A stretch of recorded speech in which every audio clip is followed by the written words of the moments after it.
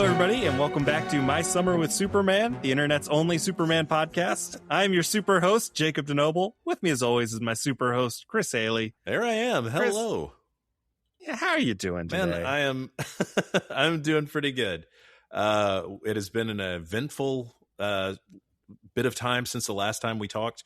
And yesterday was Superman Day.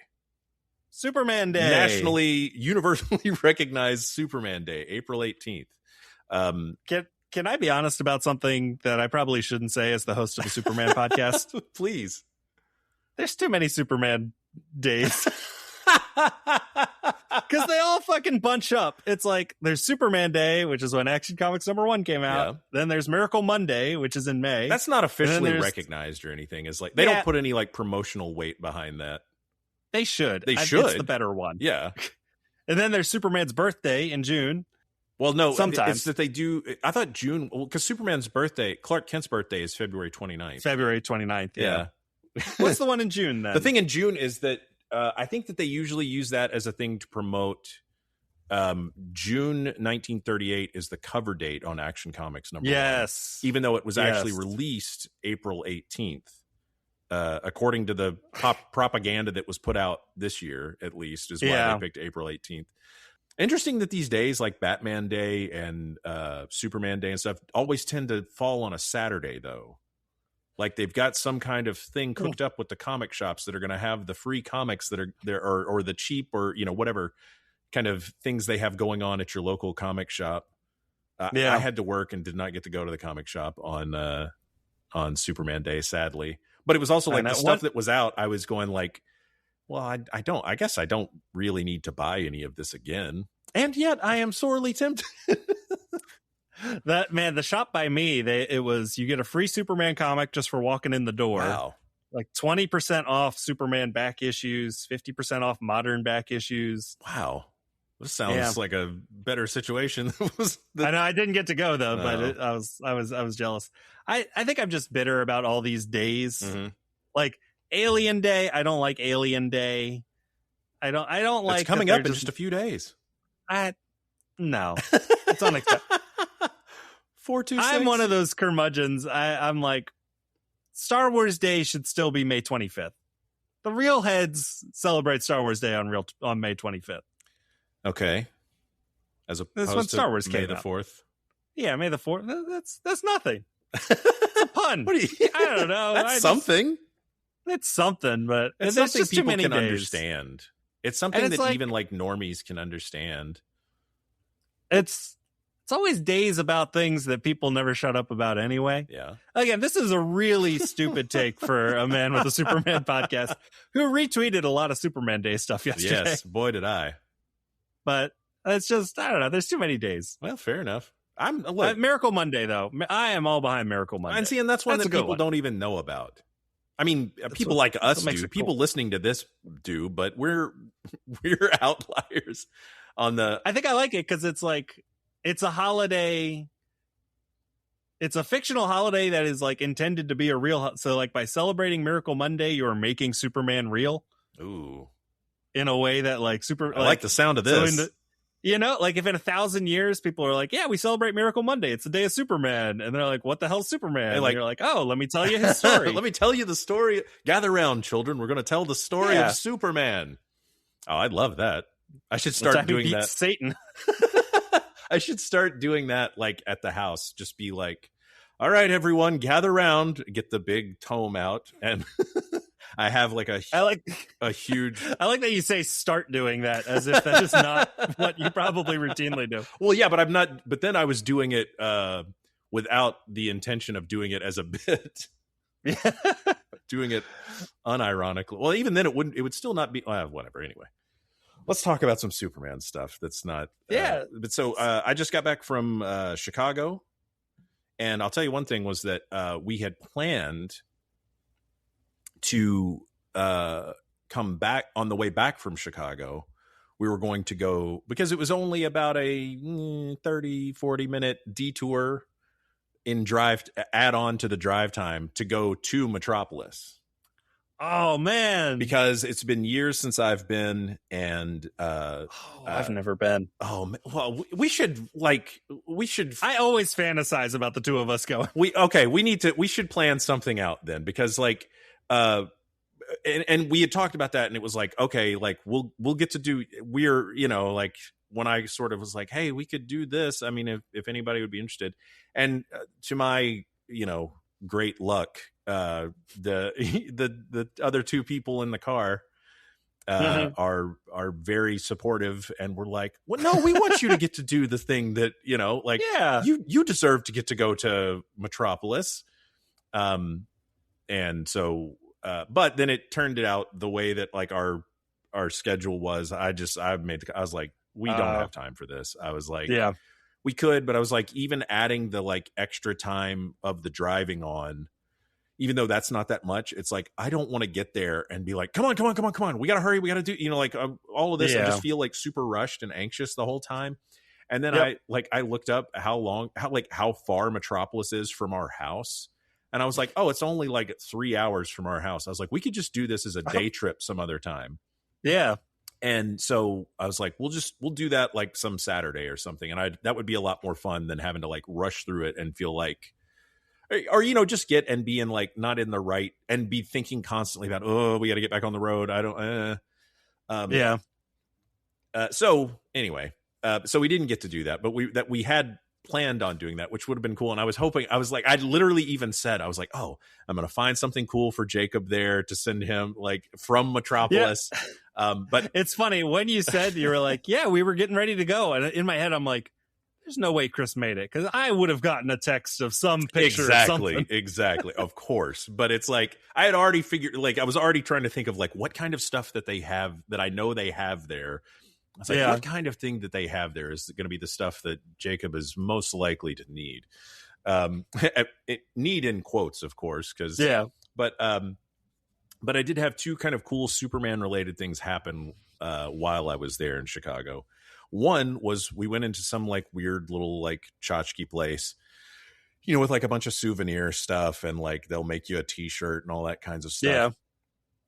But for whatever reason, this place had like all kinds of old like trading cards, just like boxes and boxes of old trading cards.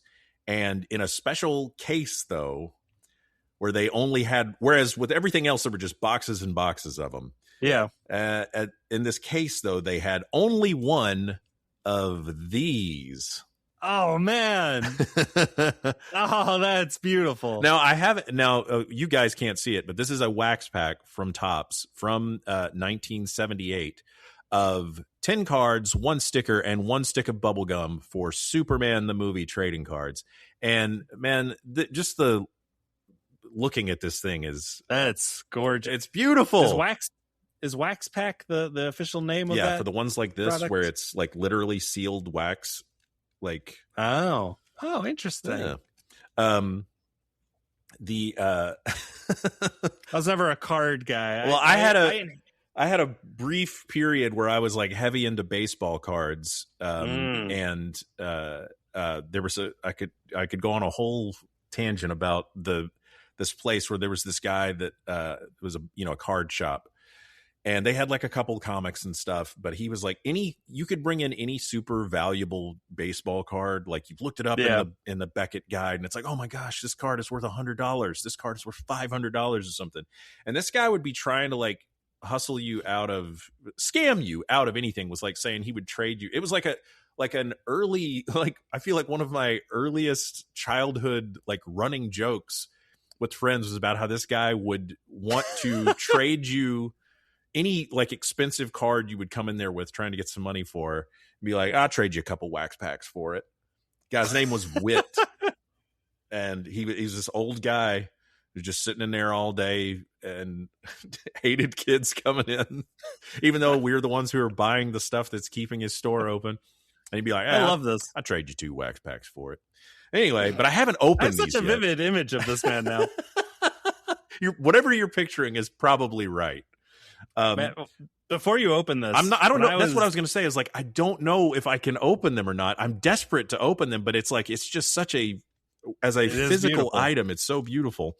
You take like a little X-Acto knife and just slice it open. I should take it. Them out. I could sort of like just slide this down this. Just do it on the side. And like actually cut the paper. Interesting. Yeah. But I was thinking it's like, I could maybe do something and then like have this in a little frame. But I'm dying to know what the cards are in there.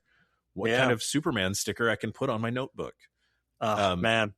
But speaking of Superman stickers, so these are cool. And I was going to say, I was like, man, if we did open these like on here, it's like, I feel like we would have to sit here and like, then we'd have to upload the video of us 20 talking. minutes of me. Whoa. Yeah. This is death for podcasting. Just us going, whoa. Great picture of Superman. But so I've got Otis. Wow. You got the Otis rookie card. But speaking of Superman stickers, the other cool thing that was Superman related that happened was we went into this comic shop that I think I did send you the video of how hidden this comic shop is. Yeah. And you have to go down this like really narrow alleyway to get back to it. And apparently it's like famous on it's like viral on TikTok or something, because I told Jordan about it and he was like, "Oh yeah, I've seen this place." He's like, "I've seen this place on the internet." He's like, "Yeah, that's a place." But I go in there and it's like a tiny little shop, but it's very like it was classy joint. It's called Alley Cat Comics in Chicago. It's certainly worth going to. There's a bunch of cool comic shops in Chicago that are definitely worth going to. But this one we go in, but it's a small little place. There's not a ton of room. They've got all kinds of stuff though. And there was also like a little bin of just, tens of, if not hundreds of stickers. Yeah. And we're walking by. It's just one of those things where it's like, here, everything in this basket is, stickers are $2 or $3, whatever. And it's just all kinds of stuff. And it looks like that kind of thing you'll see like where it's like on, I don't know if you guys see this stuff, but I get ads I get pushed this kind of stuff sometimes where it's like, 500 stickers for $10, from like Amazon or Temu or something, where it's just like, oh, look, it's got all kinds of bootleg, copywritten stuff. It's like the Minions and Batman all in this one bag of stickers, and it's just a bunch of cheap stuff for people to be able to sell at a real high markup next to the register or something. I don't get these ads, but I do buy a lot of stickers for a certain 2-year-old who lives in my house. Gotcha. But so we're walking by that like little thing, the little bin where those are. And Vanessa just goes, "Oh, look," and pulls one out of there. And it's a sticker of just Superman's cape. Ooh. Like, a drawing of just Superman's cape. She goes, "Look, Superman." And she hands it to me. And I was like, "I drew this." And there was like years ago, I posted a thing on Twitter that was like 4 different versions of Superman's cape, just, on a white background. Just here's just the cape hanging there as though it's on him, but there's no Superman. It's just a hanging cape. Yeah. And I did like the 4, like, I guess, main versions that I thought of when you think of Superman's cape. And I just asked people like, which one of these 4 is the one you think of, or is the first one you think of when you think of Superman's cape? One is I would love to see these. Well, it's like one is just like the red. Yeah. Just red. One is red with the yellow S on it, like in Superman the movie. One is where it's full red. Or I mean, full yellow, like the S, both parts are yellow. Then there's the one where it's only the parts that are normally in red on the S are in yellow on the back. And the red is coming through so it's like flipped. And I can't remember what the 4th one was. Maybe it was the one with the black, like from the New 52. I was about to say. I can't remember. Anyway, but it was the one that was just the all yellow one that I had done. Which is the correct answer. Certainly my answer, but I was just like, this is what a weird. And I went and like I went up and asked the person working the register. I was like, "Hey, where do y'all get these stickers over here?" Yeah, and they were like, "Oh, I think they just get them from you know, like from Temu or something. And like, I don't know, like we get a big bag of them. And I was like, oh, okay, cool. And I was like, and he was like, you know, they were like, why? And I was like, oh, because I drew this. And I put it on Twitter, you know, it was years ago. And then the guy was like, oh, I'm sorry. Like, that's crazy. And I was like, oh, it's not. Here's an invoice for $500. Yeah, I was just like, it was not a big deal. I don't care. It's just a crazy coincidence that the one thing Superman related she happened to see and pick up out of there. Yeah. I was like, oh yeah, I drew that on Twitter a while back. That's wild. Yeah, I was like, so I'm sure whatever, like whatever, you know, bot they're using to just scrape images off the net for, just found that on Pinterest or Twitter or whatever. Yeah. And so it's funny, but then the guy's like, it's like you can have it. And I was like, well, thanks. But that was just a fun personal Superman related thing. I was like, what are the odds? That's delightful. Yeah. And we weren't even planning to go to that comic store. We just happened across it while we were out doing other stuff. Yeah. And it was like, oh, well, we can check it out while we're here. And then, so yeah, that was fun. That's cool. I don't know what I did with the sticker though. Hopefully it'll show up somewhere in the bag, or you gotta stick it on something. I gotta put it on something. Yeah.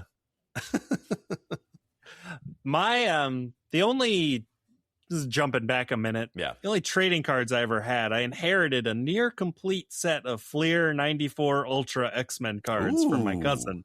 All right. And man, I used to I would lay them all out on the ground and like organize them by team. Oh, like, here's gold team, here's blue team, here's the X-Force. Yeah. It's like such a particular point in time. Like, the first villain card is Colossus because it's when he was when he had joined hanging out with Magneto. Yeah. That's my X-Men card. and no other interest before or since. Yeah, I mean, because I didn't have a place in my life where I could like go buy trading cards, or really a relationship with money where anybody would buy me trading cards for any reason. Yes, my relationship with money was not such that I had any. Yeah, I'm not about to ask my mom to. Yeah, but my cousin, I guess, was a big collector. We were talking about Disney World off call earlier. Mm-hmm. When I was 6, my cousin's family and my family both paid to go to Disney World by selling his pogs at the Maryland State Fair. Whoa! In 1996. That's I've never conceived of a time where pogs were valuable enough to fund a trip to McDonald's, much less to Disney World. Yeah. What kind of a pog collection did he have? I mean, I was little, so I don't remember too much, but I have verified this because I'm like, I told my mom once, I was like, my memory is that Matt sold enough pogs that we all went to Disney World. She's like, oh yeah, no, that was right. I thought you were going to say like sold enough like Girl Scout cookies or some kind of thing where like magazine subscriptions through or something like that. Oh, we won a trip to that then. Like if you nope. Wow. This was people really wanted pogs and they paid through the nose to get them. Apparently, man. I mean, I certainly remember when at the height of the pog craze. Yeah, but it was still never a thing where I could imagine that kind of money being made off of them. In like 2019, I just bought a huge lot of pogs off eBay and then just started sending them to people for Christmas. Wow. It's like, here's 20 pogs. Go Merry nuts. Christmas. Get a new hobby. You have to learn how to play this now. It's like a curse. When I was back before I was married and I was online dating, mm-hmm. people would be like, oh, like, what's your like age range that on your dating apps? Enough that I went to Disney World from pogs. I was like, my one rule is they've got to remember pogs. I'm like, they don't have to have a relationship with pog. Like, yeah, they just have to know what I'm talking about. If I say the word pog, I need them to know what I'm talking about. That's as young as I'm gonna go. Wow. I could not have ever see. This is why I love talking to you, man, because it's like it's just stuff that I was like, no way I could have predicted you were ever going to say that. I couldn't have predicted that as a thing anyone would say for the just all of this whole good times. There had to have been Superman. Oh, pogs. there were most certainly Superman pogs. The I believe the Action Comics 500, if I'm not mistaken. Yeah, the one where there was the white bag and the newsstand edition had a different cover. But I'm pretty sure in that white bag one, there was also along with, because that was the thing where we first saw the 4 Supermen that was about to kick off the reign of the Supermen. That came with I'm pretty sure that was what came with a little promotional thing of pogs of each of the 4 Supermen. So you punch them out of the card. I'm looking at them right now. That's on it. eBay. Yes, sky caps they called them. Yes, because Skybox was putting those out. They had the lock on the DC on the Superman Death and Return of Superman cards as well. Okay, so the first listing I found was $150 for what? Just for that? I'm subverting into a cartoon character. What? The second listing I found was $250, but I have just now found this listing of it in a like little plastic display case. Wow, only $25. Okay, reasonable. So now I'm like, should I be flipping these pogs? Maybe I'll go to Disney World. Now I'm going like, do I need to find my pogs? Do I need to find some of this? But also that's the problem for me, is that it's like with a Superman thing like that, I would be like, I don't care how much it's worth. It'd have to be worth so much for me to want to like be willing to get rid of it. Okay, this one's $12. Okay, just for a loose one. All right. That makes. I might buy this, man. You need to get that and then frame it. Oh God, these look like Simonson pogs. All right, I gotta stop looking at pogs. Every time I look at pogs, I can't stop looking at pogs. This is a completely new facet of your personality that we've just uncovered today that I was previously unaware of, but now I know exactly what to be looking for you when I go to Metropolis. Man, I'd always had like a difficult relationship with that kind of like stuff that I love to see in public, where I'm like, ooh, pogs. But then I like hold in my hand, I go, I shouldn't buy. What would I ever do with this thing? Then one day I bought a scrapbook. And now anytime I come across any shit like that where I'm like, I like this, it brings me joy, what would I do with it? I'm like, I'll put it in my big scrapbook. So what kind of stuff do you have in there that's like, because when I think of stuff like that where I see a little thing and and holding it in my hand makes me feel good. That sort of like the first thing that came into my mind as you were saying that was I pictured having like a little muscle man. Do you remember those? Oh yeah. Like one of those little muscle guys. I imagined that being in my hand. And then I was going, how would I put that into a scrapbook? I mean, if you leave out pages, you can go a little three-dimensional. Like scrapbook people, they go three-dimensional. Okay, all right. I don't know much about scrapbooking. I wouldn't go thicker than a muscle man, but okay. I've been getting those like, do you know the Chirashi mini posters? It's like a Japanese poster. It's about, I don't know, like 17 inches or so tall. And they're the perfect size to, I guess they can't be 17 if they fit in a scrapbook. Probably 12 inches tall. Okay. And they fit perfectly in a scrapbook, and they just have great cool like it's like the go-to, like you go to the movies in Japan, you can pick up this like little 12-inch mini poster. Now I need after the show, I'm going to need you to send me some links to some of these, because I've got to. Yeah, I'm like, like I certainly need a new thing to be wasting my money on. What's great is they are cheap as hell on like eBay. Like you can get them for like $8 a pop. Well, now you're speaking my language. Yeah, no, they I have a little small collection of those I've started. I want to see some of these. I mean, I want to see some of these ones that you have in this. You're going to need to bring some of these scrapbooks when we go to Metropolis. I know, man. I'm trying to find my little post about them. You got to find out how far Metropolis is from where you live. It is not as close as it is for you. not nearly, but what's like to find out how like what the distance actually is. Because that was surprising. I was like, I know it's not that far, but I did not realize it was only like 3 hours. Because it's like, why am I not up there all the time? Yeah. For me, it is 12 hours. Ew, that's worse. That's a lot worse. I know, because like I said, I've planned this. I've looked Memphis to there versus Baltimore to there, because I'm like, that'd be a great episode.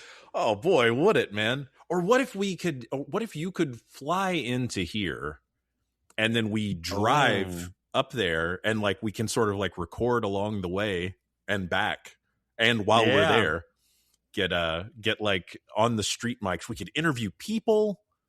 We could. Oh my god, that would be so good, man. The fun we could have. We'll hire a film crew to follow us around. So, did you have any other Superman Day talk? Did anything else happen to you on Superman Day? Not really. I mean, I certainly it was great seeing so many people posting, going back into their own archives and pulling out like old Superman stuff. Oh man, I saw a DC. I don't know. Dan Mora posted this, and I was so excited about it, but it was also in another language. So I was like, I'm not sure if this is even going to be something I'm able to get a hold of. Yeah. I mean, I know I could have translated it, but I didn't have time at the moment, and I'd completely forgotten about it until just now. But there was like a Levi DC team up where they have made this like jean jacket that's got this awesome Dan Mora Superman with Crypto and the big like Superman title on the back. And I was just going like, well, certainly I should, if that's something I can get a hold of, I certainly should be seen walking around in that. It's like, that would be like my version of the, those like old, like Warner Brothers studio store jackets that people would have with like the Looney Tunes on them and stuff. I can't, I'm shocked if I didn't send that to you. I'm not even seeing anything about it. Hold on. All I see is John Bon Jovi's jean Superman jacket. Well, I'm interested in that too. It's got the Superman logo in sequins on the back. Hell yeah. That's what we're talking about. $896 on eBay. Oh my God. Well, that's a lot. Sorry, I'm because I was on eBay looking at this jacket, now more pogs are showing. It's got DC Superman Peacemaker pogs. Ooh. So you've got the 4 replacement Superman, you got Peacemaker, you got Elongated Man. Sure. If you're nasty. Be gone, eBay. Away from me, eBay. I cannot be tempted by your treats anymore. No, I didn't really like even get to do anything. It was cool seeing everybody posting stuff, but I didn't get to. Yeah. I posted about our 2 latest episodes and mentioned, as you did, it's like Superman Day is a great day to listen to our show. I started listening to the one I posted, which was the Core 4, because I was like, that's a nice, approachable. It's not tied to anything. Yeah, and man, it's a fun listen. What a great show we do. I mean, that's the thing is, it's like I feel like a little bit obnoxious. It feels like a little bit like saying it, but I'm like, when I listen back to these episodes, I'm always like, I just enjoy it as like hearing people talk about Superman, like not even to anything to do with it being me. It's like, I already know what I'm going to say about this stuff. And I'm still like going, oh, it's fun listening to these guys talk about Superman. My college roommate reached out. He's like, oh man, I didn't know you were doing this. He's like, I remember Chris Haley from the Comics Alliance days. I was like, hey, yeah. Well, that's always fun. Oh boy. Well, and it's funny too, is like being in Chicago. It's like basically every other time I have been in Chicago in the last 2 decades or whatever. It was always for something comic related. Yeah. And so it's like, it was so weird being there and not seeing all these comic people that I'm used to seeing when I'm in Chicago, or like kind of having those things sort of like all just laid out in front of me of where I was going, like, this is like the rails that it's keeping me on. I was very anxious about this trip because it was like going to a place that's like, bigger and busier and more going on than I'm used to. And I don't, basically every other time I had been, with it being with like comic stuff, it was very much a thing of like, I'm not having to be a real adult. I'm having to be, I'm still getting to be like just an idiot and like somebody will keep me from going too far off the rails. Like if something's gonna, or we're gonna be there with like people that we know that are from Chicago, or people that know what the deal is and know where the things we need to go to are. So it's like, if Kurt and I are not going to get too lost anywhere in Chicago, right? Even though I've told you the story about that was the place where the guy hit me with his car, right? Hit me as a person. I don't think I told that on the show, did I?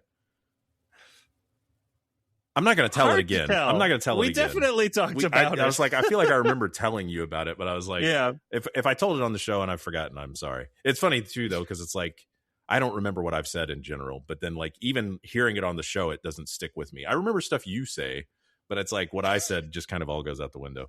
Yeah. But this time I was like going, I have to really be like aware of what's going on. Responsible. I'm the adult in charge. Yeah. And like, I mean, obviously not that Vanessa is not also even more, it's more like I need to make sure that I am there where it's like, so if anything, like I told you about what happened, where it's like, if something happens where it's like, oh, I've got to make sure everyone's okay, I'm in a good position to do that. And then like, my anxiety was making it go like, oh, there's so many variables I don't have a plan for right now. But then we got there and it was great. Oh my God. We just like, we walked all over the place and everything was great. People were nice. And, it was a great time, but it's Roger Ebert's town, baby. Well, it's funny you'd say that too, because I feel like I saw so many random Siskel and Ebert things just in places there, just like stuff on walls. Go to Chicago. And, I mean, I wish we'd had so much more time, because there were so many places we didn't even get to go because we just. Oh man, and dude, look, not that this ever comes up on the show, but it's like I am not someone who gets like up in the air about food generally. Mm-hmm. I had so many things while we were in Chicago this trip that were like the best blank I've ever had. Yeah. And for stuff where I was going like, I don't even normally like this kind of thing. And like right now I'm like, I want to cry that that I can't just take this home with me, that it won't last forever. I pulled that, the Simpsons where Homer gets the big sandwich. Yeah. And it's like weeks later and he's still eating on this like 10-foot party sub or whatever. And he's like sick but he can't stop eating it. That was me with this burrito I got in Chicago. That was like not just the biggest burrito I've ever gotten, but far and away the best burrito I've ever eaten in my life. And I was like down to like the last, fourth of it, making myself sick trying to keep eating it. I was like, this is so good, I can't waste any of it.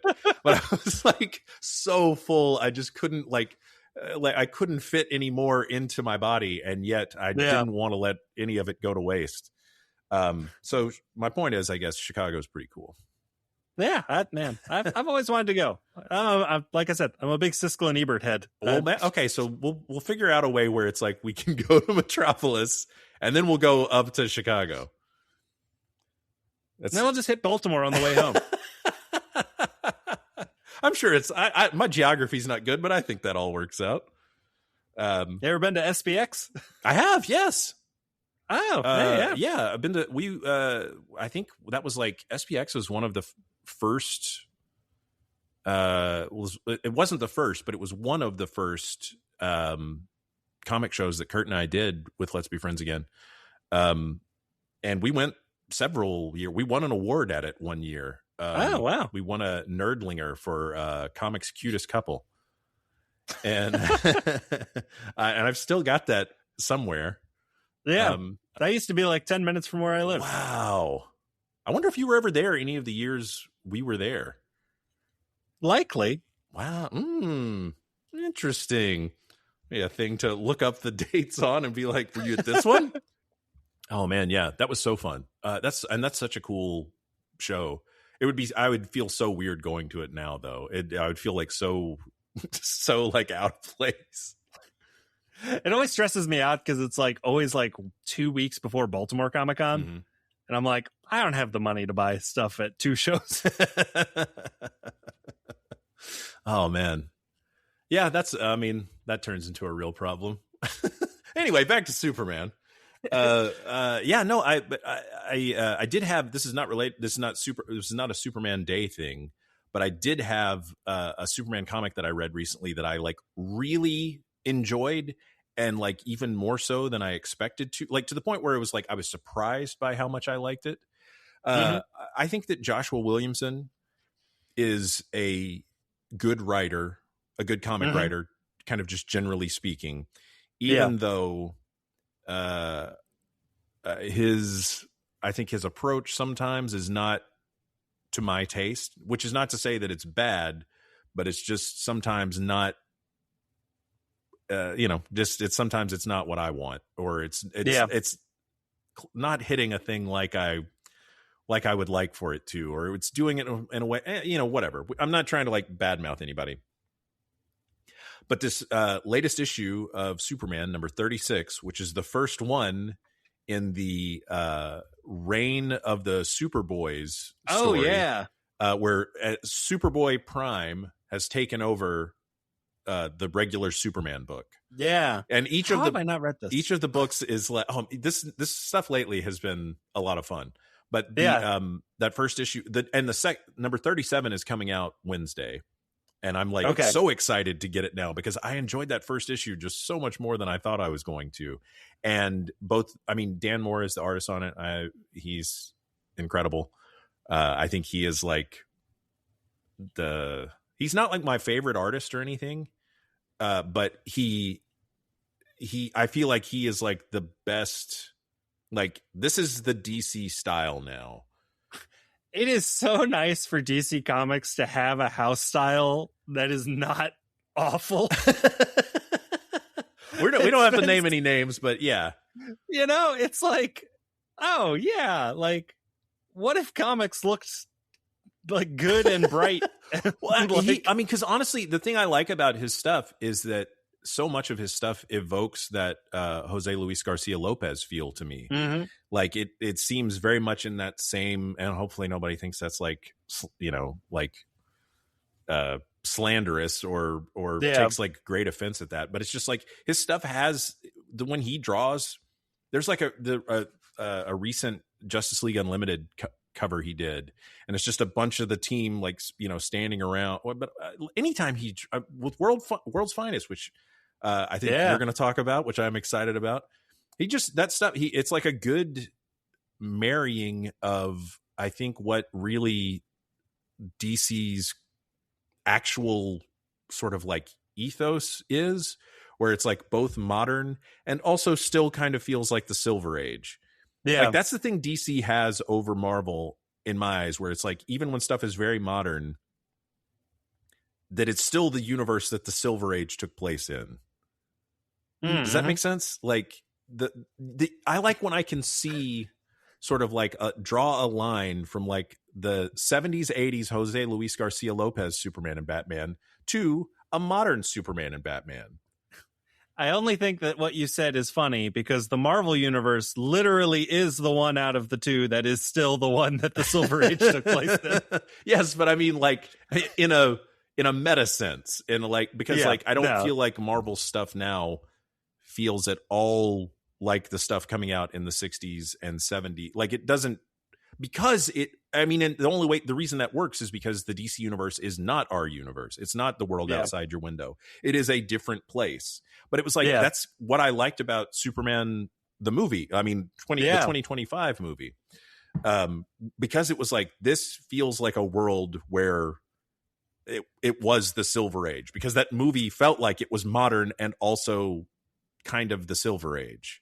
God, I was thinking about that movie the other day and how like all of the extras are costumed and like they have a very distinct color palette for what everybody wears. In Metropolis, it's a very 70s kind of like browns and golds, and I was just like imagining in my head if I were making a Superman movie, just because I am younger than James Gunn, how great it would feel to make the city look like it was the 90s. Just like, Big Jack, Jimmy Olsen in a Spin Doctor shirt like he is in that one Man of Steel issue. Like, I would love to see it. Like, we're far enough out from the 90s now. It could feel. It'd be retro. It'd be hip. You do already kind of have that. You have a whole TV show of the 90s of the DC universe. I mean, yes, it does literally look like that. And that's just what I like. So maybe that's where this is coming from. Yeah, I mean, there's certainly nothing wrong with that. But I mean, but to me, like that's kind of like the feeling that Dan Mora's art evokes. It's like both current and simpler. But I mean, I think also that's like there's a lot of people whose stuff that I think has that kind of a feel to it that really that I really like respond to. People that have like where their art has and I mean, and that's people like Chris Somney and Doc Shaner and any number of people who are great. But like, Dan Mora is putting out so much stuff. Like he is being so like DC is utilizing him so much so that he's kind of by default between him and like Jimenez doing Superman and Batman and Justice League and stuff, like both of them and their styles are both, I think, also have that thing where it's like it feels like classic and new at the same time. Yeah. And I think the coloring really helps that too. Like that's Tamara a big part Bundle, of it. and like she just does an amazing job. For so long, comics have just been so dingy to look at. There's certainly with some great exceptions, but like, and there's it's like, but I mean these things follow the trends of like what people are responding to or whatever. And it's like you get why these things happen, but it always seems like that goes along until something like really breaks out of it and goes, oh yeah, we don't have to keep doing it like this. And then it kind of resets. It's so nice that it feels like DC is really on the forefront of that like breakthrough right now. Well, I mean, this is like I don't know if you saw these numbers just came out a couple days ago that it's like for the second quarter now in a row, DC is like pretty handily beating Marvel in the direct market sales charts, I believe is how they measure that. And I mean, not like I'm going, ha ha ha ha. But I mean, this is that losers. Yeah, but I mean, but this is a Superman podcast, and like, if I, it's been interesting to see how just not that many years ago, I was basically reading almost of the big two. I was reading almost all Marvel and very little DC, and how that has like so dramatically shifted the other way now. For me, is a pleasing thing. I'm happy to be like enjoying so many DC comics right now, and like and feeling like I'm getting my money's worth out of them and not being not feeling insulted by like the way editorial is treating the characters I care about or whatever. And I think what's exciting to me about that is like, if DC was like on this creative upswing that was not matched by a commercial upswing, that would be one thing. But to see that there's a response to books that are good, and that almost certainly this pendulum is going to swing and like light a fire under Marvel to be like, oh, what we are doing is falling behind. We need to catch up, and hopefully not do that just with blind bags. Well, I mean, I think the problem is also so often when the market does start swinging one way or the other, the problem, and this is across so many like facets of culture. It's not like this is special for comics or to Marvel and DC, but it's like so often people they learn the exact wrong lesson. Especially companies and like the bigger the company, it seems like the harder a time they have learning the right lesson. I mean, I definitely agree with you. I'm trying to imagine what the wrong lesson behind DC's success of make good comic books. Okay. Well, no, see, that's the thing though, is it's like, what would you like looking at it from your perspective? And you're looking at the sales, you're looking at the books that are selling a lot for DC and the stuff that's going well. And it's like, what would you say is the thing that's making that's the cause of that? I mean, I think a lot of it is, this is no shade to anybody at Marvel, because like there are so many great creators working at Marvel right now, but like DC seems to have a budget behind hiring creators that Marvel cannot match. Well, I no comment on that, but I don't know if that's true or not, but it just seems like a lot of people, like a lot of the quote unquote A-listers are gravitating in one direction. Mm-hmm. And like, I don't know, there just seems like there is an investment in storytelling at DC right now, and an investment in like bold new ideas that are not beholden to the direct market. Yeah. The how many different interesting things DC has been willing to try lately. Yeah. To me is like one of the big there's just stuff. There's so many books coming out right now from DC where I'm going, there's absolutely nothing like this coming out at Marvel right now. Like, it feels to me like the Marvel Now era. Yes. Which to me was like, you know, which I was reading almost everything. I was reading as much stuff as I was able to get my hands on a week. Yeah. And like, I think the other thing is and maybe this is true or not, but like, it does not feel like DC is being driven by events the way that it has in the past. Like DCKO, we had our talk about, but like DCKO, I do not feel like disrupted an entire publishing line, you know? Like Superman itself maybe got a little, I mean, it's like very much a Superman book. There were certainly some book. Oh yeah. I mean, that for sure. And there was, I mean, I know that there were other books that kind of got pulled into that, but it seems also like that in those books where it was something, you know, kind of getting pulled off into a KO tie-in or whatever, or, you know, like one of those weird sort of like, oh, this issue, it's just going to be, instead of it being, you know, whatever number, whatever, it's this person versus this person fight. And but even with those, it was like those all seemed like sort of interesting, or at least the ones I saw, the ones that I looked at, like seemed like things that were sort of more interesting, one-off things where you kind of go like, oh, this is not what I was in the middle of reading, but this is an interest, like that I think it was an issue of Superman where it was like just the Lex versus Etrigan fight. Yeah. And like, I think Hayden Sherman was the artist on it. And it was, the whole issue is just the Demon and Lex Luthor fighting. And it was like, I mean, it's kind of a whatever in the grander scheme of things, but it was like so visually interesting. Yeah. Or I was like, okay, I don't mind that much. Yeah. You know, like,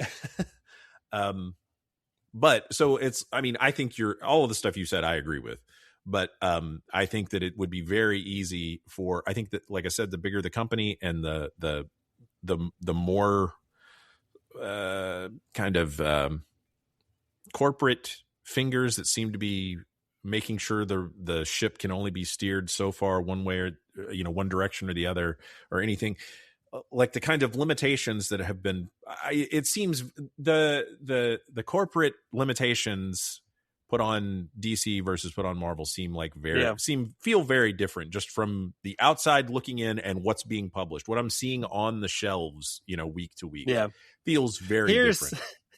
Here's 500-pound absolutely Spider-Man. Yeah. That's exactly what I was going to say. The lesson they're going to take from it is like, we got to make a bigger Spider-Man. We got to make him a lot bigger. Can't say I wouldn't read it. Yeah, but are you reading Mary Jane as Venom? No. Like Mary Jane, Venom. There's just a lot of things where I'm going like, why are y'all doing this? Can I make a lot of people hate me real quick? Let's see. I really like Paul.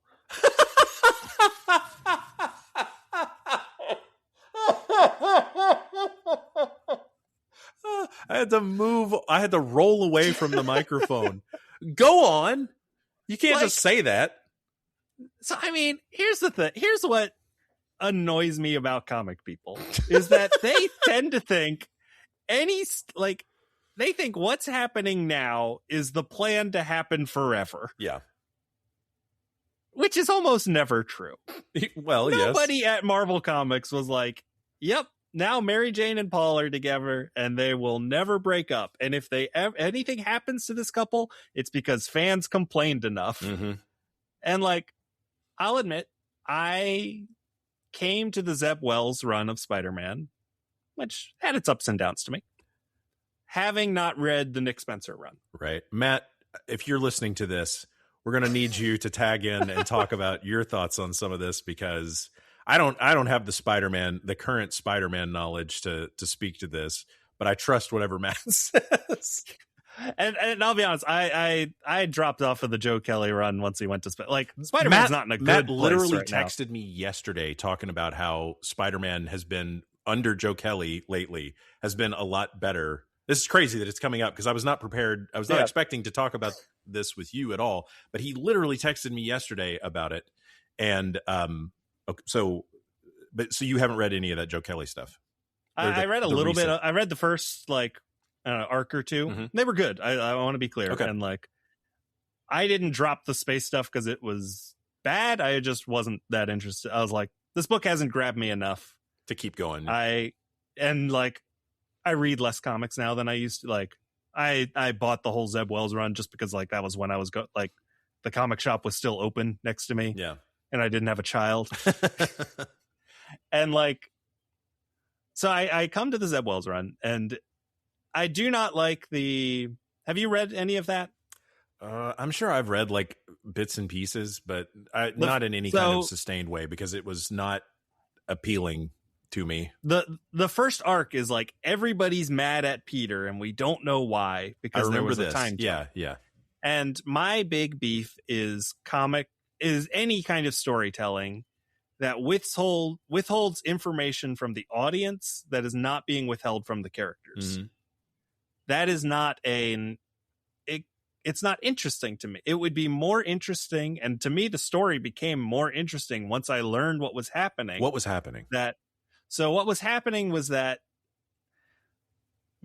and this is going off fuzzy memories, so again, people might be yelling at me a lot this episode. Everyone, please feel free to write in and yell at Jacob for what he's getting wrong about this. It's fine. I love Spider-Man. Spider-Man hasn't been great in a long time. I remember being in junior high, and this girl, she was in art class. This girl was going so what kind of art do you guys like? I was like comic stuff. And she was like, comics like Spider-Man? And this was in the middle of the Clone Saga or something. And I was going well, I mean, I do like Spider-Man, but I don't really like his comics right now. But she didn't understand that. I am right now reading the 97, 98, Ben Reilly is gone, and it's almost immediately after that stuff. Mm-hmm. And I'm really enjoying that. Interesting. It's Tom DeFalco and Mike Wieringo. Everything has this say no more, cartoony man. pop. It's anything Mike Wieringo, I'm signed up for. It's very clearly them going, we need to course correct after 8 years of Clone Saga stuff. Yeah. So let's just tell kind of poppy fun stories. Yeah. Mary Jane had her miscarriage, but we're gonna just work past that. Yeah. And we're just gonna go forward. That's neither here nor there. But yeah, so what happened was that Mary Jane gets stuck in an alternate dimension where time moves differently than it does here. Mm-hmm. And Peter knows that he needs to get back there as fast as he can. And apparently at the end of the Spencer run, it was very much implied that Peter and Mary Jane are finally going to get back together. Mm-hmm. Which again is context I did not have. I had read the Slott run, the Brand New Day stuff. So I'm Mary Jane's around. She's a great friend. They still have love between them. But I was not invested of they're finally getting them back together. Mm-hmm. And so Peter is a jerk to a lot of people to quickly build whatever he needs to get that dimension to get to save her. And that's how he pissed off everybody. He beats up the Fantastic Four and steals some stuff. There's no time to explain. How could it not go faster with Mr. Fantastic helping you build it? I maybe not even build it. Maybe he just needs to use it. And he's I just can't say anything. It makes sense in the context, kind of. But so anytime there's no time to explain kind of thing with people that are it's got to be something really, that kind of trope irritates me. I generally agree, but again, the idea that like every second in our time is like 10 days for her stuck in this like horrible dimension. Yeah. But he gets in and he pulls her out, and apparently while in the dimension, she has fallen in love with this guy who also got sucked in, Paul, and they have had children. And she's like, "Hey, thank you for getting me out. I still do love you, but like, hey, it's been like 6 years for me. Mm-hmm. I also have children now who and like, to me, I care more just about like drama, and like that's good drama to me, baby. Like she's got kid, like, hey, I love you, but I got this going on now. It's like the end of the Umbrellas of Cherbourg. It's that, you know, it's like, to me, it's and because again, it's like, I am not a child. I know that this is not how Peter Parker and Mary Jane's story is going to end forever. I guarantee at some point they're going to get those cats back together. Mm-hmm. They might not want to right now or for a long time. Yeah. And I do think it's stupid, but like, I don't know, I'm just going to enjoy the ride while I'm here. And like that to me was like, it was good drama. So I like when stakes are heightened. Well, and so me like not, I don't want to argue with you. Yeah. One, because it's like I'm obvious. Oh, I don't care enough to argue about this. But like, but also just because I'm like I respect your opinion. This is like, it's always interesting when we come up to something where it's like we've got sort of like we're coming at it from different ways. But it's like I agree with you so much, and I appreciate your thoughts on things so much that I'm always like. This is what I think I've probably said this before on here, but it's like why I love talking to you about this stuff, because it's like, because I respect your opinions and stuff so much, and I enjoy talking to you so much, it's like I can't help but go, okay, let me really try to like sit here and now, of course, this is bad for podcasting, but it's like I'm trying to like sit here and really think about trying to see it from your point of view and like what you like about this, and then question myself also of going like, why is this making Jacob so happy and making you so irritated? Like, why is it because and like talking about it like this this is just, I mean, this is like therapy via the medium of comic, or like through the lens of comics, where it's forced me to go like, now it's like, I understand what you're saying. And I'm like, yeah, I should like the drama of this, but there's things where I go like, I hate seeing that. Like one of the things, I love old sitcoms and stuff like that, you know, because they're like very cozy and like nostalgic and simpler. Yeah. You know, and they're just kind of like, oh, that was fun. Like, look at how they used to do these things. You know, it's like, I think, did we talk about this like a while back where I was like watching the first season of Bewitched, and how it was just like really just so charming, even though that show is like filled with the thing I absolutely hate, which is people having like misunderstandings that could be solved so easily. I think this came up during our Lois and Clark episode. Yes. Oh, well, surely. Yeah.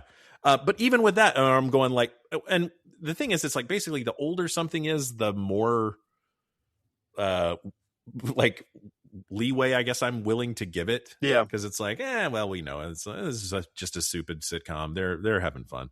But I'm sitting there listening to you say all of this, and I'm like, I'm just like sitting here gritting my teeth. Like, can I posit a suggestion? Okay. Like why I think that we differ on this. Mm-hmm. And so, what kind of complex trauma have you identified in me that you're like, this is why you don't like this? I think this is just different ways to engage with storytelling. I think this is one of the reasons that like you are such a great Superman fan, mm-hmm. and like a great comics person, which is that you are very engaged in the reality of the characters. Mm-hmm. The characters to you feel real, mm-hmm. and you care deeply about what happens to them. Yes.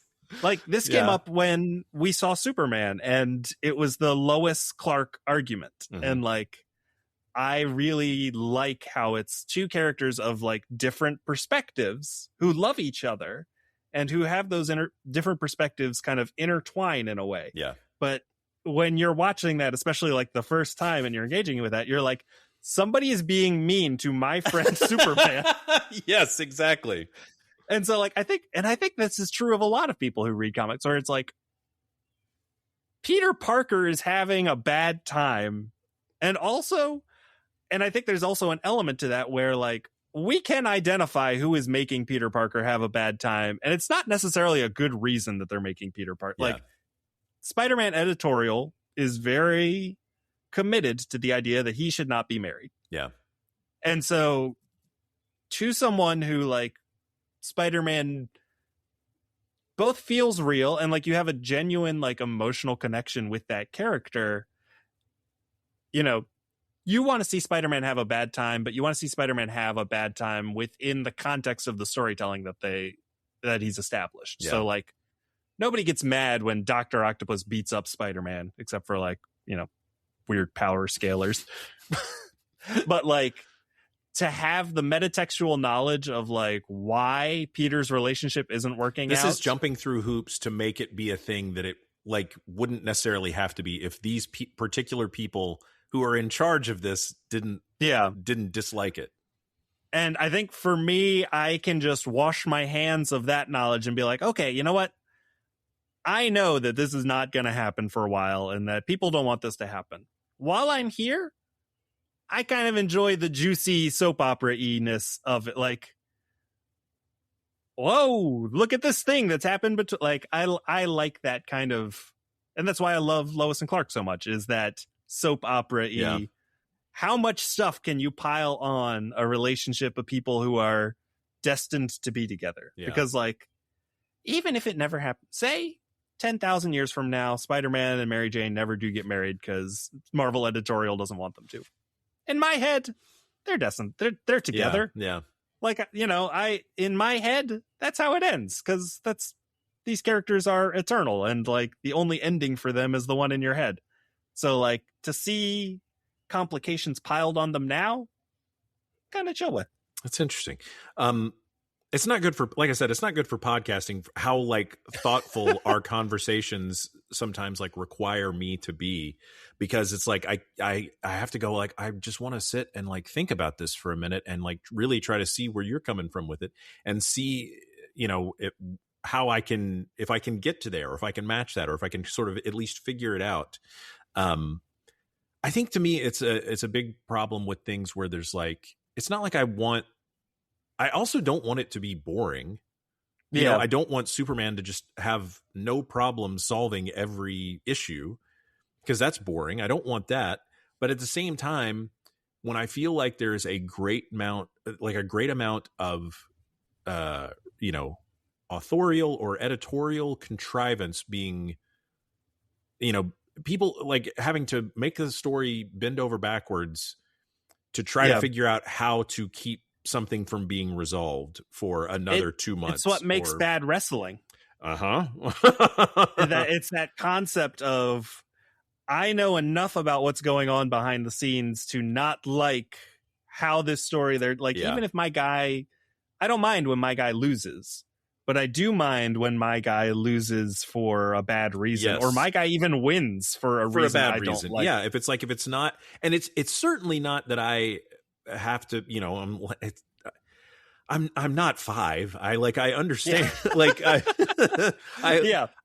like, but I do appreciate, like with wrestling, or I mean, it's less so in comics, but like in wrestling, where if something doesn't go right for my guy, and it makes me feel sad or like bummed out about it, I appreciate that it's like, oh, I care enough about the story that they're trying to tell to, like, I'm going, oh, they want me to feel bad right now. That's part of what the story they're telling is. Yeah. So it's like, so when I don't mind if something makes me feel bad, or if I don't like it in the moment, if it's like, then the story continues in a way that is like satisfying.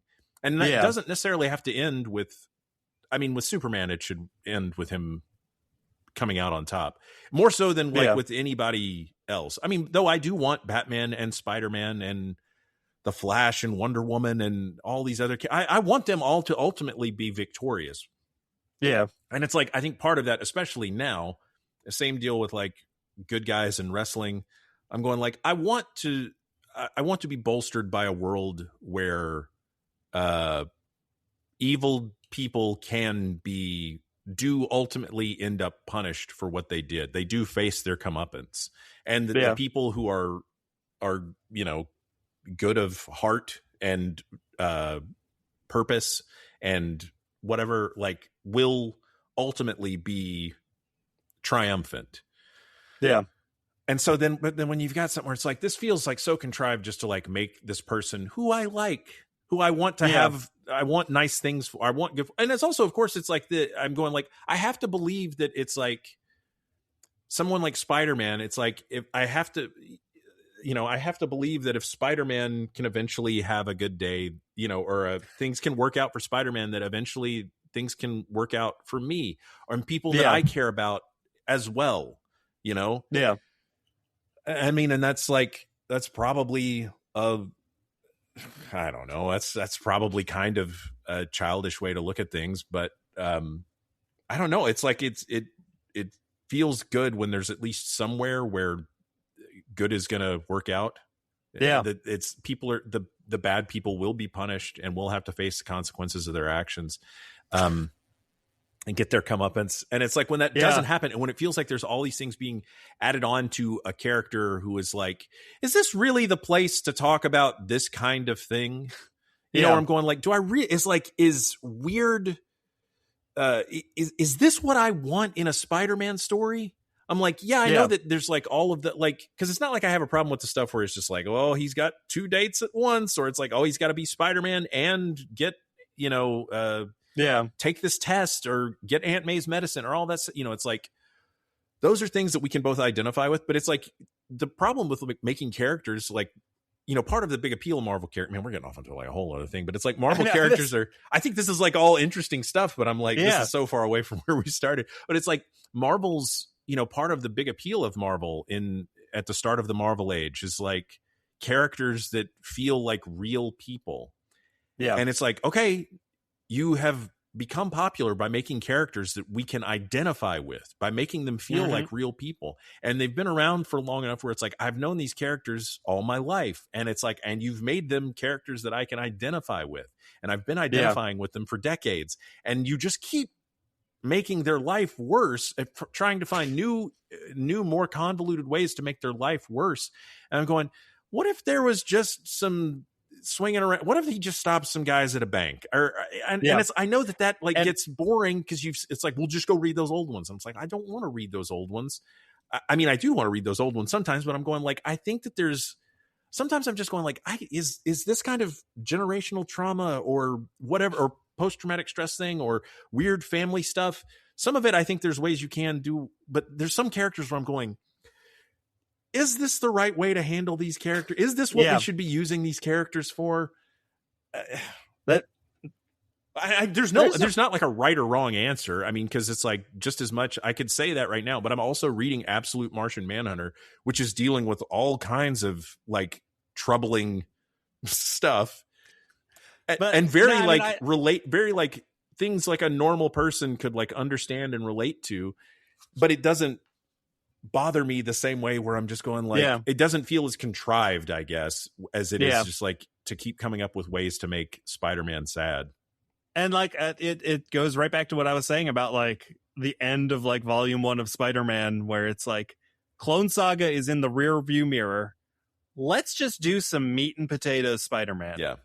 And like it feel like, especially coming out of all of that stuff, just feels so nice and fresh. And you got Mike Wieringo drawing it, and like you're like, oh, here's Doc Ock again. That's great. Electro, he's got new powers. Cool. Okay. Yeah. Yeah. I want to say I'm not. I liked the Tombstone stuff. The rest of it was John Romita Jr. draws the hell out of a comic book, and you can say that for every decade since the 70s. Chris Haley's shaking his head, but I didn't say anything. He's shaking his head, but I'm still all aboard the John Romita Jr. train. Look, I'm not trying to disparage. We can cut this if we... I'm not trying to disparage John Romita Jr. He has put together an absolutely phenomenal body of work. My problem with sort of like more modern John Romita Jr. is because I was such a fan of him prior to more modern. He used to be like one of my favorite artists. Where his style has evolved to does not resonate with me as well, I guess would be the best way to say that. It's not like I think he's like a bad artist now or anything like that. It just doesn't hit for me. Yeah. The same I way. mean, he certainly has his stylistic ticks, but that's a great way to put it. That's a great diplomatic way to put it with but anyway. I could do a whole thing on it though. I've got several barrels ready, loaded, ready to go. But it's not like I hate him or anything. It's just like I was so into, I mean, and it's like people change and evolve and get older. It's like he's not it's been 30 to 40 years since, some of those comics that I liked in the past or whatever, so it's like, and you can't expect anybody to just stay the same thing forever. It's like, that's not fair. But God, have you ever read the Ann Nocenti, John Romita Jr. Daredevil issue that is essentially a take on the Amazing Spider-Man Annual 1 with the Sinister Six, where it's Daredevil fighting 6 bad guys and getting his ass beat worse and worse, and every time he does, it's a splash page, just the way that it's a splash page in Amazing Fantasy Annual number 1. But every time it's Daredevil getting his ass beat. It's so good. It ends with him getting tossed off a bridge. Like that's like this. Fuck you, Daredevil. This very particular thing, I was like, I know a bunch of those issues, but that does not sound. But I'm like, I would love to read it now. Like, that's the thing is like, so he was also one of the guys that it was like he was the first. He felt like one of the first guys I'd ever seen draw. It was like him and Eric Larson were the two. I mean, and like Todd did some of this too, but it was like the ones that really stuck out to me were John Romita Jr. and Eric Larson, just drawing guys getting the ever loving, crap kicked out of them. Like just like seeing a superhero I love, like Spider-Man or Daredevil, just get really messed up to the point where I'm like, oh my God, like, oh no, Spider-Man. Like, and I like to the point, and it's like, that was such a, like I was drawing stuff like that then all the time. I was like having whole things where I was like, this whole comic is just going to be about my main guy getting absolutely beat to, the brakes beat off him, because I was like, because that's so cool when these guys do it. Yeah. But then it's like with Romita, like seeing where that went for him, where it felt like it all just kept getting like uglier and uglier. And he's like by the time he came back, like once he started doing like basically after Kick-Ass, then he's like incorporating that into Spider-Man and Batman and Superman. And I'm like, this is now it like, it's like it kept going and iterating until you get to Kick-Ass. And that's where then he's like just free to make it all as like, just as ugly as can be, as he wants, as far he can go as far as he wants with it. And like seeing that, then that kind of sensibility and the way his style had shifted to drawing these, just like it's not just having them get like taking damage and showing that. It's just like everyone turns into like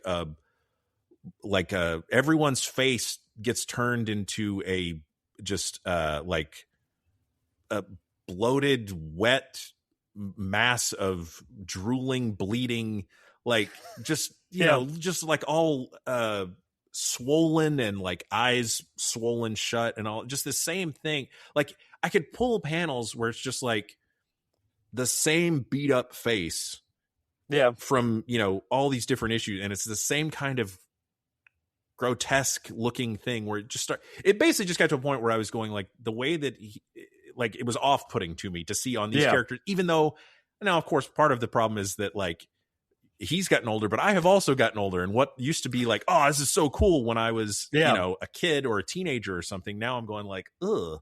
I can think of the reality of that in a way that I didn't as a kid, that feels horrible.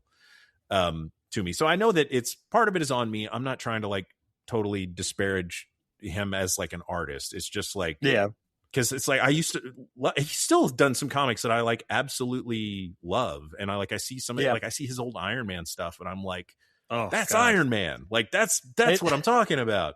His Daredevil stuff, Daredevil Man Without Fear, that miniseries was like for so long was like absolutely one of my all-time favorite comics. Yeah. So this is coming from a place of love. I really love his like panel to panel storytelling. Like his faces get a little wonky, but I think he's very good. He's also got that thing. He's yet another great comic artist who has no idea how to draw a child. Yeah, that's definitely true. I love that. I love seeing these like amazing artists who cannot figure out how to make a child. They're like, I can draw a small adult. Is that what you mean? Yeah. Let's get back to Superman. Sure. Okay. Anyway, Superman 36, and if 37 is anything like it, is certainly worth picking up if you haven't already. The art's great. The story was like so fun in a way that I was like not prepared for it to be so fun. Tell me about what you've been reading, because it's also a good Dan Mora related thing. Yeah, I have been powering through World's Finest. For whatever reason, I bought the first issue when it came out, and then didn't keep buying it. I don't know if this hit right when my comic shop closed, and so I fell off, or what happened there. But I'm a fool because man, it's like when I talk about continuity, like mattering but not mattering. This is what you're talking about. I think this is a great example of it. Like this so much feels like Bronze Age superhero comics in a modern structure. Yeah. It hits the sweet spot. And like, I love that it has guest stars throughout the DC universe. I'm like, I should read some Doom Patrol. I should read some more. Like, every time I'm like, oh yeah, let's dive more into this. Or like, I love these guys. I'm glad they're back. Yeah. What is Green Lantern up to this month? It's just, I really love that it's like, because DC's continuity, especially now, is like so malleable.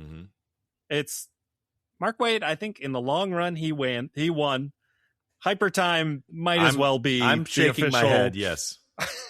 Like Hyper Time might as well be the official rule of the DC universe, because like that's what it is now. It's like I can't point to what comics this took place between. Yeah. Because it's just kind of a mishmash of like these characters' histories. And it's like, yeah.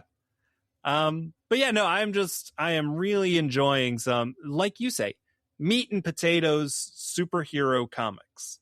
There is emotion, there is drama, there are stakes, but at the end of the day, this is not like character evolving storytelling. Like this is, nothing's going to happen in World's Finest that's going to like change things forever the way that like comics like to sell you on, like.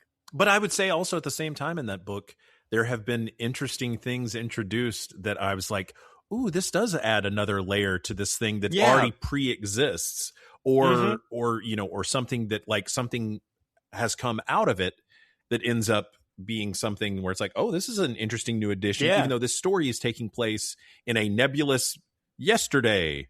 Yeah. But I think one of my beefs with a lot of superhero comics, and I'm just now kind of putting words to this, is that they are so focused on the changing of the status quo in a way that is not necessarily tethered to character or even tethered to story. And it's like, oh, well, the biggest impact you can have is changing the status quo. So like, that's what we're going to aim for every time. And like the way that books are structured now, that there's not handoffs between writers and artists. It's just a new volume starts. Yeah. And like, and every time there's a new volume, there has to be a completely new hook. Yeah.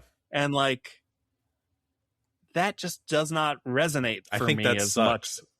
Yeah. Unless you're just going like, boy, I really hated that last thing was so bad. We need a real clean break from that. But when you've got like, something where it's like, this was fine, you can do something different and it just be issue 35 instead of number 1 and keep this thing. Yeah. Anyway. Well, like I think back on like, even when it is something like that, like Daredevil volumes 2 to 3. 2 ends with Shadowland. and the stuff that people just didn't really respond to. I didn't. I think it was pretty good. I enjoyed Shadowland. There's so much Daredevil stuff that even if I'm going like, well, I wouldn't want it to be like this all the time, but I'm enjoying this right now.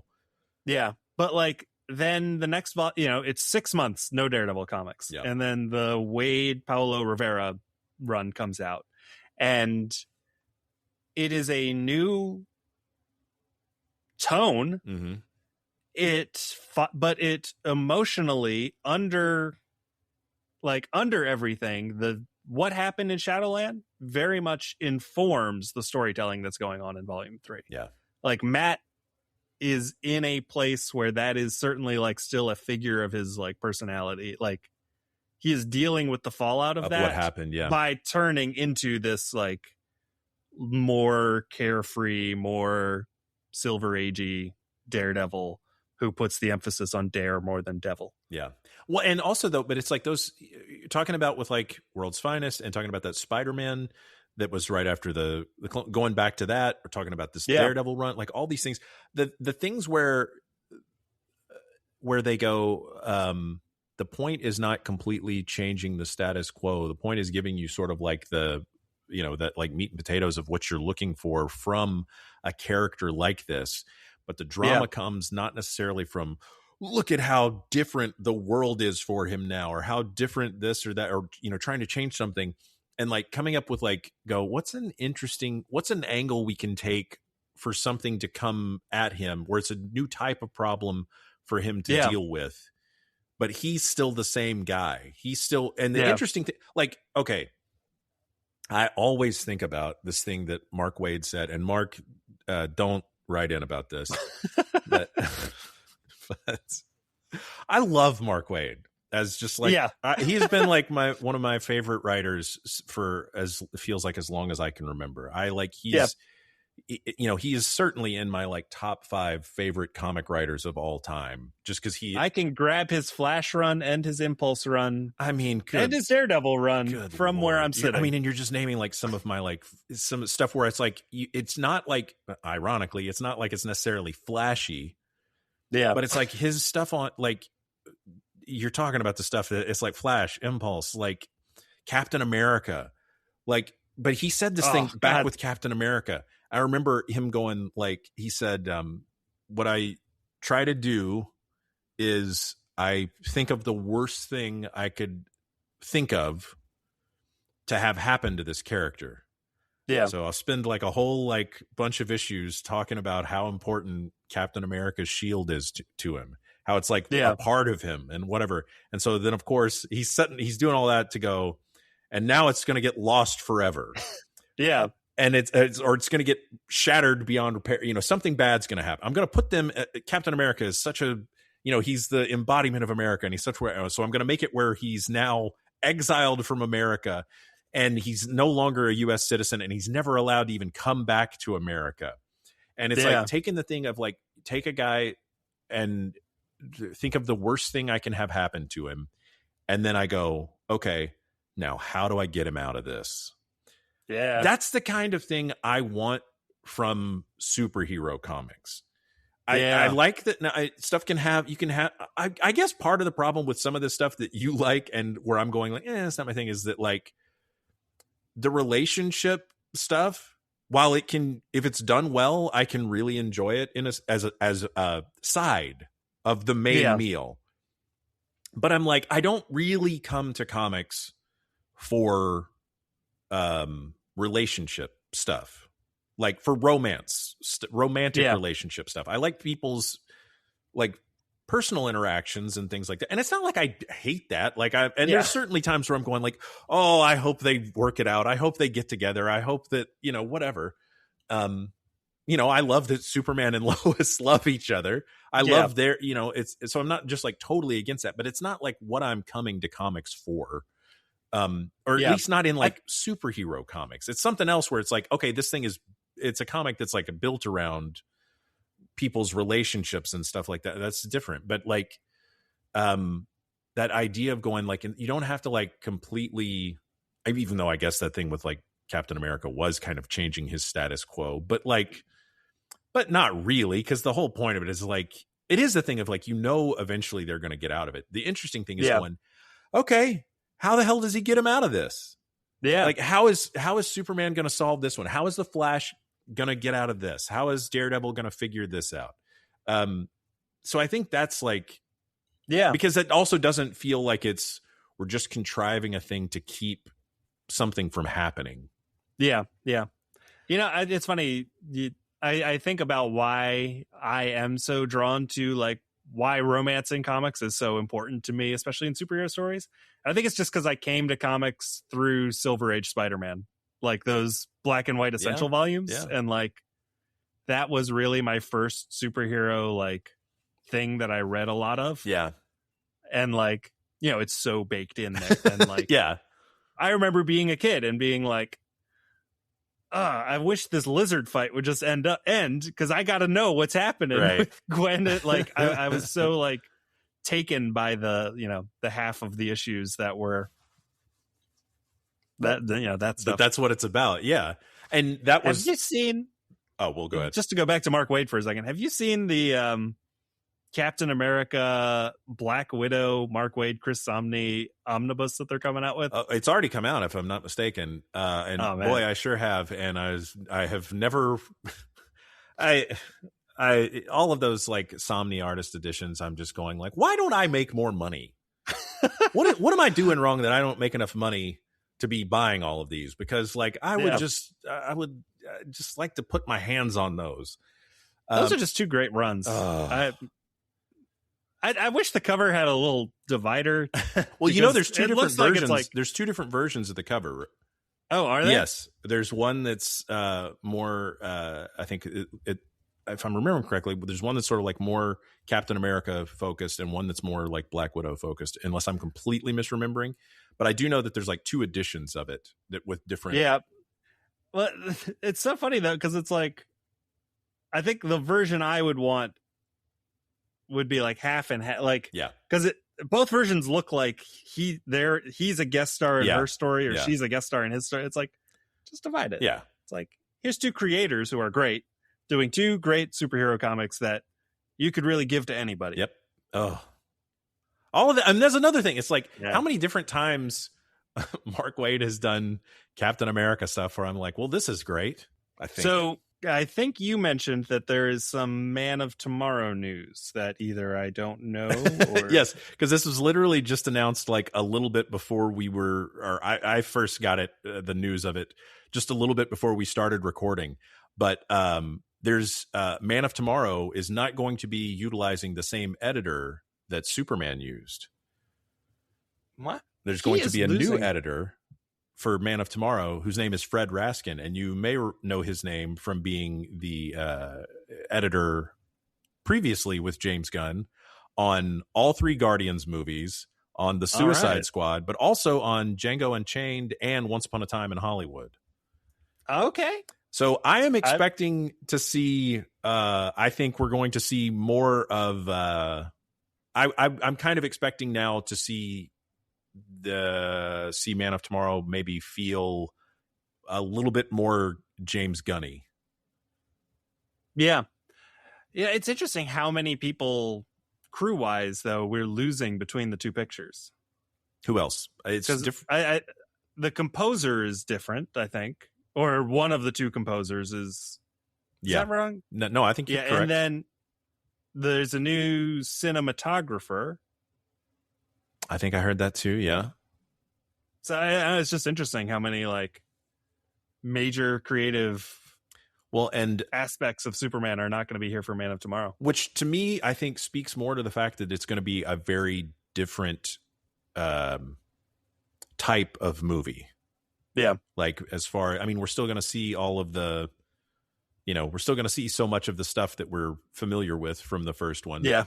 But I think that the scope of it is going to get a lot bigger because it really is mostly, correct me if I'm wrong, I've only seen the movie 200 times, but it really is basically all takes place in Metropolis and the Fortress are really, because technically when you go into the pocket dimension, you're still kind of in Metropolis. Yeah. And then you get those couple scenes at the fortress, but in Jaranpur. And so, okay, so it's a little bit, but I mean, like, I think that the scope of this movie is going to be way wider. I can't wait for this movie, man. Oh, man. And I'm so excited. I'm excited too about, this goes without saying, but I'm excited about Supergirl, because I think that's where we're going to start seeing some of this stuff of like what the wider universe is, and literally universe is like, because there's supposedly like also so much stuff from the like sort of like the worlds that the movie's going to take place in. There's so much of that we have not seen a shot of yet, supposedly. Yeah. Now, I mean, I don't know. I haven't seen the movie, but the fact that they're putting out that art book that's like literally like the stuff from the movie side by side with the stuff from the Woman of Tomorrow series, that's fun. Like, and to the point where it's like I feel bad because I'm not 100% sure on how to pronounce the artist's name. Bilquis, let's say.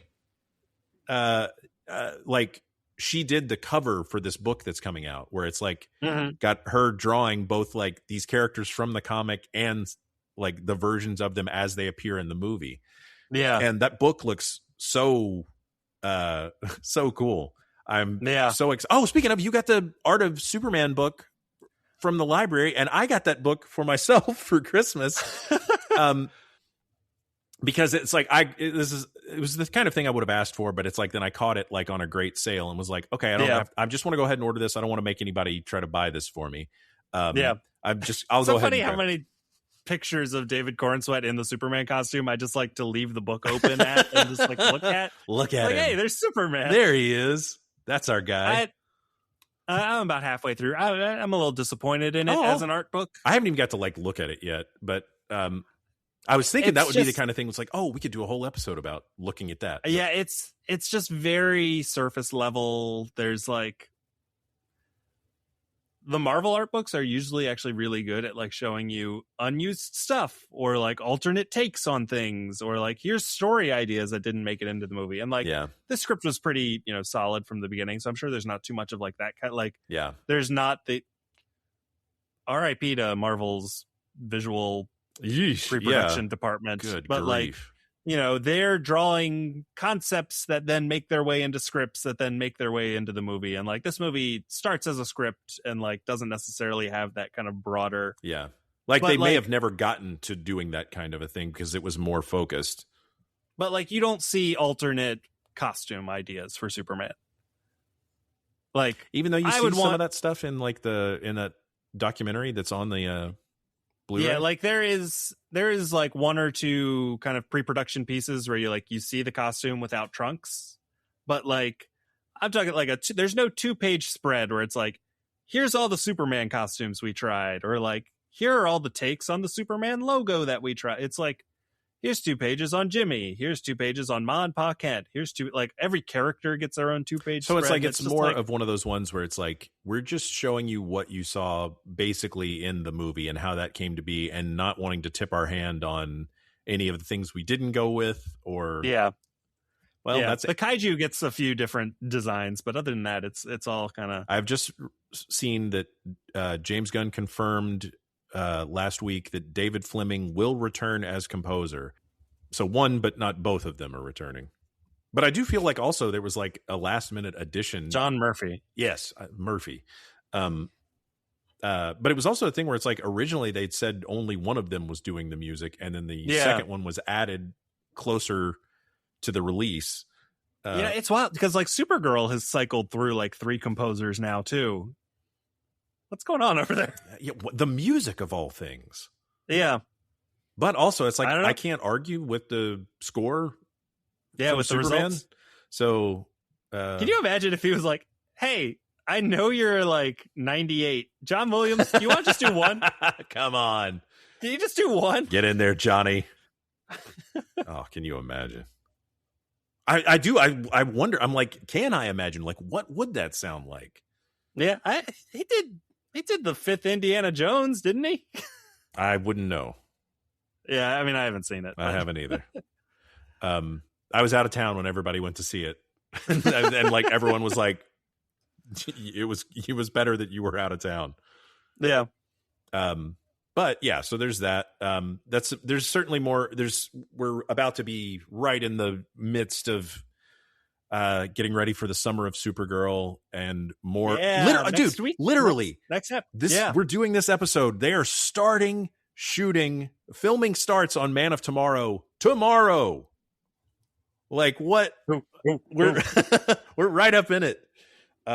So excited about it. But this certainly seems like I don't know how we got to all the places we did with this episode, but this is a real grab bag. Yeah, it was very much a grab bag, but this has been such a hoot. I've enjoyed this so much. I'm so glad to get to talk to you. So many good Supergirl plans.